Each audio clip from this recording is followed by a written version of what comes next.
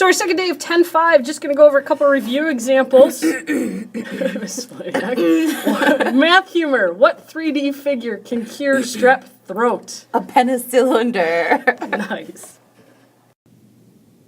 So today we're just taking a second day to go over the surface area of pyramids and cones. So just a review. So what I'd like for you to do is I would like for you to take a look at the example here, and it says the base edge length and slant height of a regular hexagonal pyramid are both divided by 5. So I've got my 15 inches for my slant height, 10 inches for my base edge, and we're going to divide that by 5 to get the new pyramid. What I would like for you to do is I would like for you to help me out and describe what happens then to the surface area of this first pyramid compared to the surface area of the second pyramid. So really what I need you to do first off, before we go any further, is you're going to pause the video and you're going to find the surface area of both of these pyramids, and then when you're ready, start it up again and I'll have my work shown and we can talk about it and then come up with how does the surface area change from one pyramid to the next.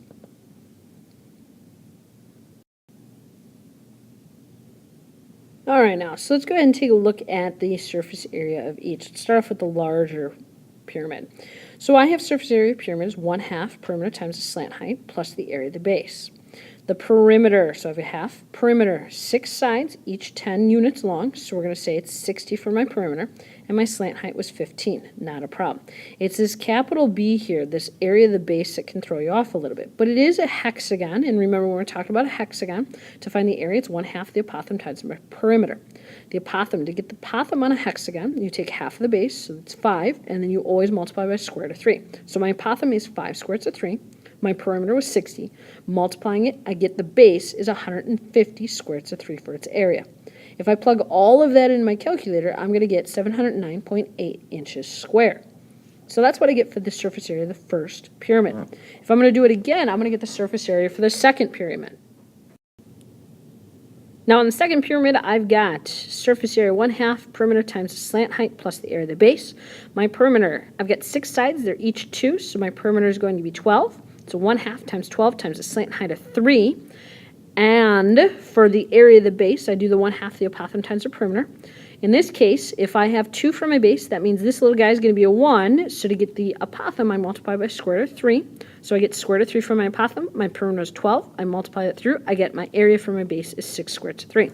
Now when I add them all up and I throw it in my calculator, I'm going to get 28.4 inches squared. So how does the area of the larger one end up being affected by the divided by 5 to get the area of the smaller one? Well, I know I'm not going to take 709.8 and divide it by 5 and get 28.4. So there is no division by 5 here or a multiplication by 1/5. There is no just one multiplication by 1/5. What happens is since you've actually taken 2 dimensions here, you've taken the 10 and you've multiplied by 1/5, and you've also taken the 15 and multiplied it by 1/5. What you've really done is you've taken the perimeter, not the perimeter, the surface area of our first pyramid, and what you've done is you've taken and multiplied it by 1/25 instead, because you've changed the dimensions, you've changed 2 dimensions. So you've really multiplied by 1/5 and 1/5 to get the perimeter of the larger one to be 1/25th. You're going to have the smaller one be a 25th of our larger one.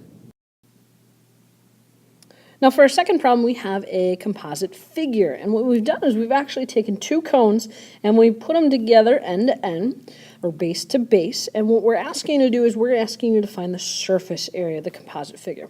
Now that means all of the area on the outside of this figure.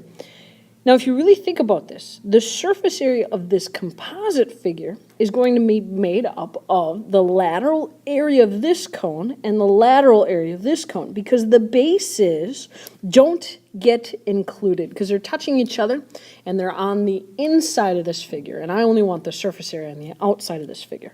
So what I would like for you to do right now is I would like for you to figure out what the lateral area of this cone is, the left-hand cone, and I want you to find the lateral area of the right-hand cone, and I want you to add them up so you get the surface area of this composite figure. You're going to do that on your own while pausing the video, and then when you're all set and ready, start the video up, and I'll have all of my work written down for you. So if we take a look here, I ended up getting a surface area, total surface area of 132 pi. Should probably put down inches squared also for the final units. Now, if we start back here, we're going to take a look at the lateral area for the first cone. And lateral area was pi RL for a cone. So I've got the radius of this cone is 6 and the slant height was 12. So if I do the multiplication, I get 72 pi.